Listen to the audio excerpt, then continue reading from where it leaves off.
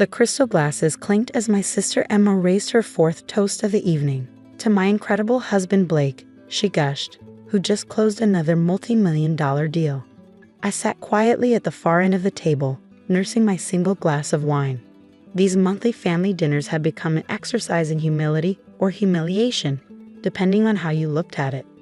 The dining room of my sister's mansion could have fit my entire apartment 3 times over, a fact she never failed to mention. James, Blake's voice carried across the table, dripping with false concern. Still working at that tiny investment firm? What do you call it again? Mitchell Advisory? Before I could answer, Emma jumped in.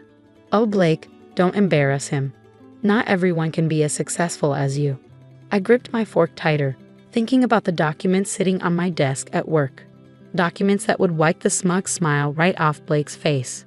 But not yet. Timing was everything in this game. Actually, I said calmly, we're doing quite well. Blake laughed, adjusting his Rolex. Quite well? Is that why you're still driving that 10-year-old Honda? Come on, James. When I was your age, I was already making partner at Sterling Capital. My mother, ever eager to keep peace, tried to change the subject. The food is lovely, Emma. Did your new chef prepare this? But Blake wasn't finished. He never was. You know, James, I could probably find you something entry-level at Sterling. Better than wasting your time with whatever it is you're doing now. I thought about the irony of his offer. Blake Thompson, the self-proclaimed king of Wall Street, had no idea that his entire future was currently sitting in my office safe. I appreciate the offer, I replied, cutting into my steak, but I'm exactly where I need to be. Emma rolled her eyes. James, don't be proud. Blake's trying to help you. God knows you need it. Our father, who had been quietly observing, finally spoke up. Now, Emma, your brother works hard. At what? Blake interrupted. Pushing papers at some no-name firm? Please, he's barely making ends meet while Emma has everything she could ever want. I made sure of that. I watched my sister beam at her husband, completely oblivious to the condescension in his voice. She'd always been like that, so eager for approval that she'd accept any form of attention, even if it came at someone else's expense. Tell me, Blake, I said, setting down my fork. How's the global tech merger coming along? His hand froze halfway to his wine glass. How do you know about that? I shrugged. News travels fast in finance. Heard there might be some complications. Nothing I can't handle, he snapped, but I caught the flicker of concern in his eyes. Sterling Capital has everything under control. Emma, oblivious to the sudden tension, laughed. Of course you do, honey. You're the best at what you do. Unlike some people who never reach their potential. The dig was meant to hurt, but I just smiled. If only they knew that Mitchell Advisory, my supposedly tiny firm, had been systematically acquiring controlling interests in key companies for the past 5 years. We operated through a complex network of shell corporations and subsidiaries, our true size hidden from public view. Blake had recovered his composure. Actually, James, since you brought it up, the global tech merger will be my biggest deal yet. Once it's complete, we're looking at a $900 million valuation, but that's probably more money than you'll see in your lifetime. My mother shifted uncomfortably. Blake, perhaps we could discuss something else. No, he waved her off. James should hear this. Maybe it'll motivate him to finally do something with his life.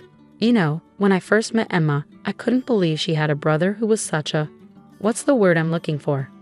Disappointment, Emma supplied helpfully. That's it. Blake snapped his fingers.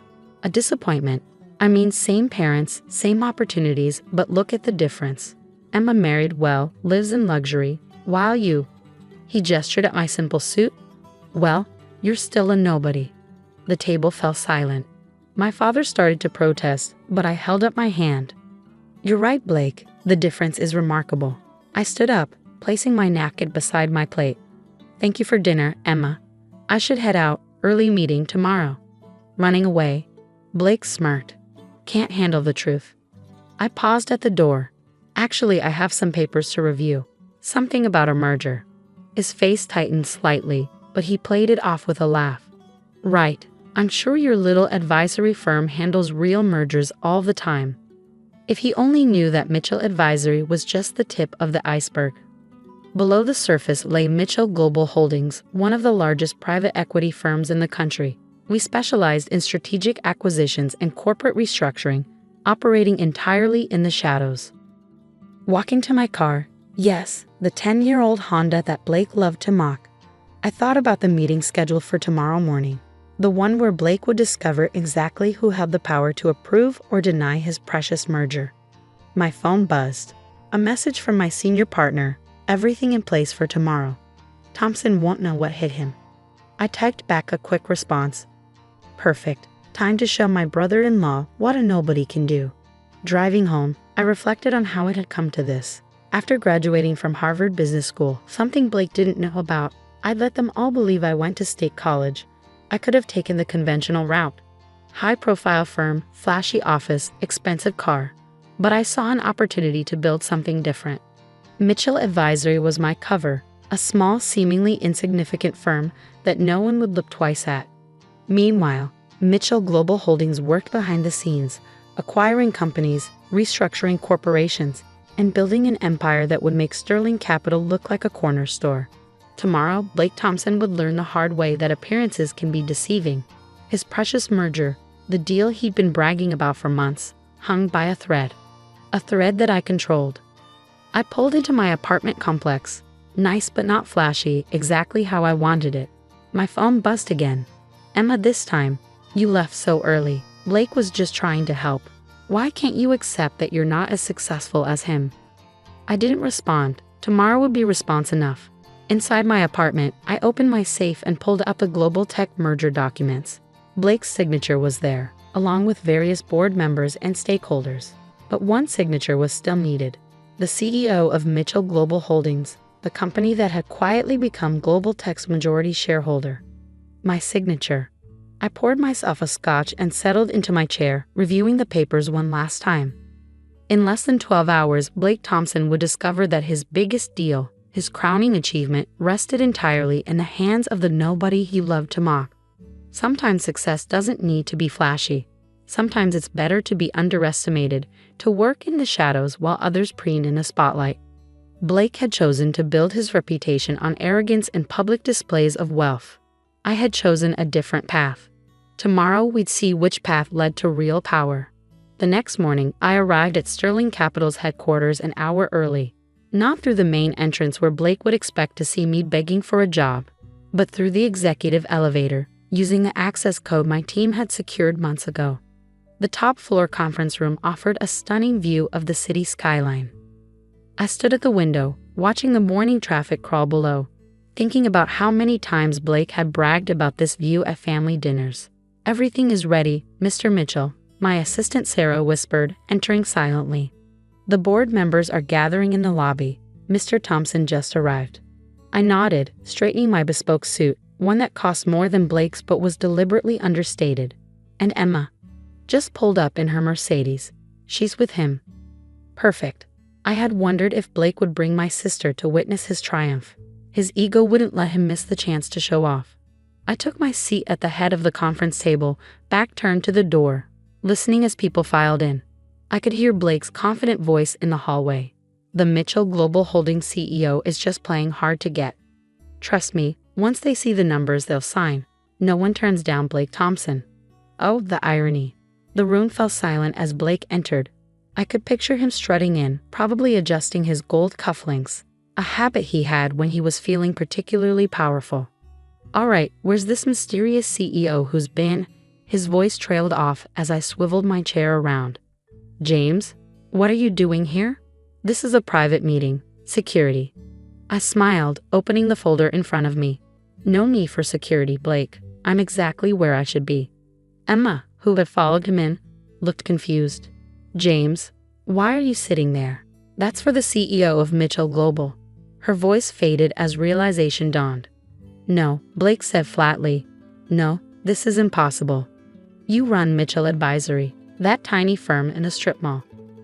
"Mitchell Advisory is a subsidiary," I explained calmly. "One of many. Mitchell Global Holdings, on the other hand." I gestured to the board members who were trying to hide their smirks. "Well, let's just say we're quite a bit bigger than Sterling Capital." Blake's face had gone from red to white. "You're lying." This is some kind of joke. Like the jokes you made about my car, or my career, or how about last night when you called me a nobody? I slid the merger documents across the table. Take a look, Blake. The only signature missing is mine. Emma grabbed the papers before Blake could reach them. Her hands trembled as she read. James, you're the CEO. But all these years, I was building something while your husband was busy bragging about his latest bonus. I turned to Blake. By the way, that merger you're so proud of, we orchestrated the whole thing. Every major stakeholder, every board member who supported the deal, they work for me. Blake collapsed into a chair. Why? He managed to croak.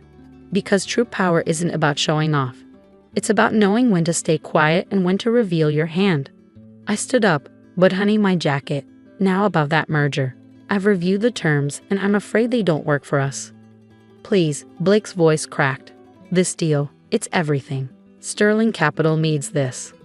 Like I needed your help getting an entry-level position, I asked softly. Tell me, Blake, how does it feel to be the nobody in the room? Emma stepped forward, tears in her eyes. James, please. If this deal falls through, Blake could lose everything. Everything? I laughed. You mean the mansion you love to show off? The cars? The vacations? All built on Blake's arrogance and other people's money? The board members shifted uncomfortably. They knew what was coming. Here's what's going to happen, I continued. Sterling Capital will be absorbed into Mitchell Global Holdings. Blake, you're welcome to stay on, in an entry-level position, of course. After all, I'm just trying to help you, like you always tried to help me. Blake's face crumpled. The mighty king of Wall Street reduced to begging for a job from his brother-in-law. You can't do this, he whispered. Actually, I can. And I am. I turned to the board members. Meeting adjourned.